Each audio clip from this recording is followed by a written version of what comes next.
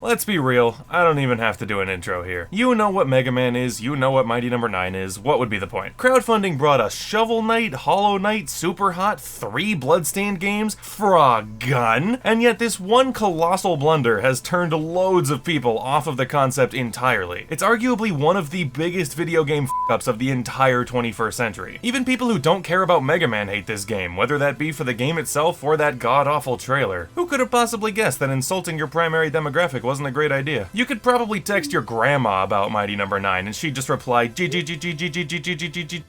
Really not great with phones, but hates Mighty Number 9. And how could she not when it is so inexcusably bad that nobody could possibly defend it? Oh hey, when did I get on camera? That's kinda ominous. It could almost make you think I was about to massively contradict that statement or something. Fine, I'll say it, Mighty Number 9 deserved better. And when I say that, you may think I'm referring to something along the lines of the game itself deserving a better lead or better developer, but no, they both deserved better too. I am directing this to you, the people who talk as if Inafune pissed on your sister right in front of you because he made a video game you didn't like. Look, I'm a silly internet man, I understand. Outrage can be fun sometimes, but I would use no word to describe the reaction to this game sooner than embarrassing. Grown-ass adults acting like knife-wielding toddlers. Not even the worst game of all time deserves the fallout this got, and the f***ed up part is that it's not even that bad. Guys, I am not here to tell you that the Kickstarter wasn't a disaster. I'm not here to tell you that it's not glitchy, that the graphics are good. I'm not here to tell you that you can't dislike Mighty Number 9 for rational reasons, or that it's some secret masterpiece, because you can, and it's definitely not. But there's a lot to appreciate about this game that almost no one ever does. And if they won't, I will, damn it. I'll be the one brave enough to say that this game is good. This is the state of video game discussion. I mean, imagine enjoying something. What a loser! Let's start small here. I think the absolute easiest thing for anyone to appreciate about Mighty Number 9 is without a doubt the character design. I mean, that's kind of Inafune's thing, so it's no real surprise that every robot here turned out great, with my personal standouts being the main boy Beck, Ray, and Battalion. Mr. Number 9 himself is a perfect lad. He somehow manages to look simultaneously complete and ready for action while also rife with possibilities, representing all the possible weapon upgrades. Not to mention the fact that when you do get those upgrades, your body doesn't just change color, the whole thing changes to accommodate it, which is awesome. Awesome enough for Mega Man 11 to try it for itself. Who said that? I don't even have to explain Ray to you, and you can probably figure out what they're all about just by looking. This may be one of my favorite character designs in general, like full stop.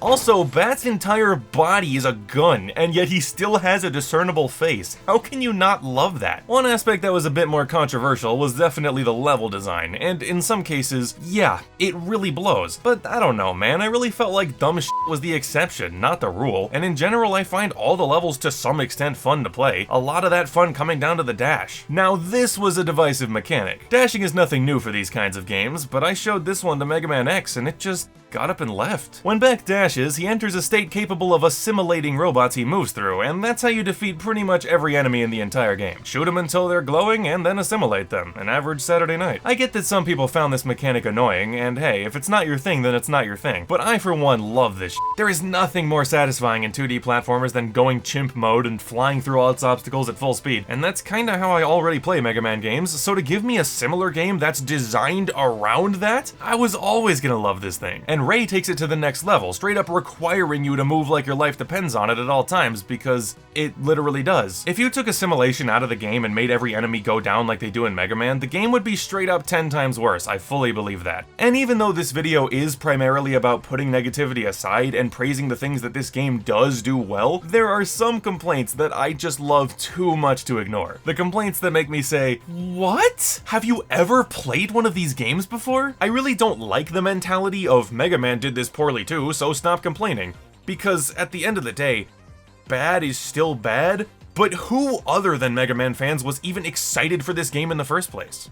Plus, if I do act that way, it really helps my argument. There are too many instant death spikes, counterpoint every single f***ing Mega Man level in existence. It's just a ripoff, and you wouldn't have even looked its way if it wasn't. The voice acting is so bad. Oh my god, first of all, no game with Steve Bloom on the voice cast is a game with bad voice acting, even if he's the only one trying. Second of all, What the hell does that have to do with how fun it is? I promise you, there's no crazy hidden emotion you're missing out on because you can't take Sonda seriously. And third of all, you ever played Mega Man X4? Or 8? Those games are great, they're super fun. And then you get to the cutscenes and, what am I fighting for? You must assimilate all the Zells immediately, Beck. And while you're complaining about all this stupid you're missing the best part of the game passing by right before your eyes. The setup for what I think could have honestly been an awesome story. While the Zero and X series can kinda dabble in it here and there, Mega Man isn't a series I'd ever describe as deep or complex. At the end of the day, Light and Kane are always gonna be good, and Wily and Sigma are always gonna be evil. But even though this series has an analog for pretty much every important Mega Man character, they don't fill even remotely the same role narratively. If they did, wouldn't that make Dr. White the righteous hero and Dr. Blackwell the evil schemer? Blackwell spends the entire game in prison for a crime he didn't commit, and he's even the guy who created the Zells that allow the fancy high-tech robots that make up this world to exist the way they do. Meanwhile, Dr. White is supremely shady and arguably causes every single problem in the series. Not only did he create Trinity, who goes so insanely out of control that she becomes the main villain, but we find out in the DLC that she's not even his first attempt because he created Ray. This miserable, tortured robot that can't even survive without murdering other robots is running around the world causing trouble because of him, and he just makes another one. And then that one turns evil too, so he makes another. The questionable morality behind Dr. White is seriously interesting to me, and I'm super curious to see how they'll handle it going forward. Oh right, guess I'll never know. Listen here, if I ever see you around these parts trying to provide me interesting entertainment ever again, it ain't gonna be pretty. It especially pisses me off that out of all the series I enjoy that this could have happened to, it's Mega Man? Guys, I don't know if you've forgotten, but Mega Man 1 is no f***ing peach. There's no sliding and no charge shot, there are only 6 Robot Masters and Wily buttered every square inch of floor. Do you perhaps remember which game it was that made Mega Man a household name? Oh yeah, it was Mega Man 2! So it's a great thing that we paralyzed this series from the waist down before it could ever get there. I mean, it's not like there's any chance of it changing or improving on a second round. It's a fundamentally broken series. I sure hope there's no video game slowly sliding on screen right now that would make me sound like a dumbass for saying that. Mighty Gunvolt Burst is a 2017 crossover between the Mighty No. 9 and Azure Striker Gunvolt series, seeing as both of them had the same developer. It follows a storyline in which an evil villain forces you to re-experience Mighty No. 9. Oh, just like this video. But what this means is that the majority of this game is essentially another attempt at Mighty No. 9 that plays closer to a classic Mega Man. Foreshadowing paid off, I don't like it as much, but I'm surprisingly in the minority on that one, and there are still plenty of things it does do super well, not the least of which being its weapon system. The shots your character fires are fully customizable, and that's no hyperbole. It's borderline daunting just how many factors you can modify about them, but hey, that just means more replayability, right? If Mighty Gunvolt Burst is anything, it's what I consider irrefutable proof that Mighty No. 9 could have been something great if everyone just gave it a chance. Just try to ignore the subpar visuals, the occasional bad level design, and the glitches, and focus on the fact that some of these levels are really fun. Some of these enemies are really fun to fight. The weapons you get from the Mighty Numbers are really fun to play. Ray, the extra character, is really fun to play. The story is kind of interesting to follow. Do I need to go on? These are the people that successfully revived classic Castlevania. The people that took Mega Man into the Zero era back in the day. I have full faith that if they were given the chance, they would have kept on improving and fulfilled the appetite of Mega Man fans worldwide.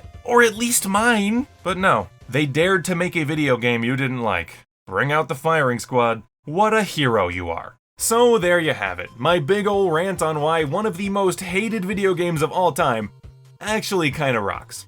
So ladies, if you'd form a nice single file line right over there, please. Jokes aside, I really just hope this can serve as a cautionary tale. Hate is not fun, guys, even when it's just for silly stuff like video games, and it never leads to anything good. Legitimately, the only thing that came out of the reception to Mighty No. 9 is that the people who did like it will likely never get to play a new one, and nobody gains anything from that. You don't have to change your opinion if you don't want to, you don't have to play it if you don't want to, and you don't have to mail in off in some apology letter. Just consider the fact that maybe you were a little too harsh on it, and most importantly, relax. My god, it was just a f***ing video game. A f***ing video game that I think truly deserved better.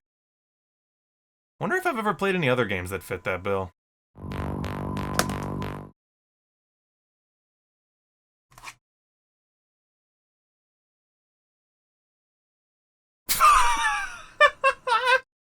Nice try.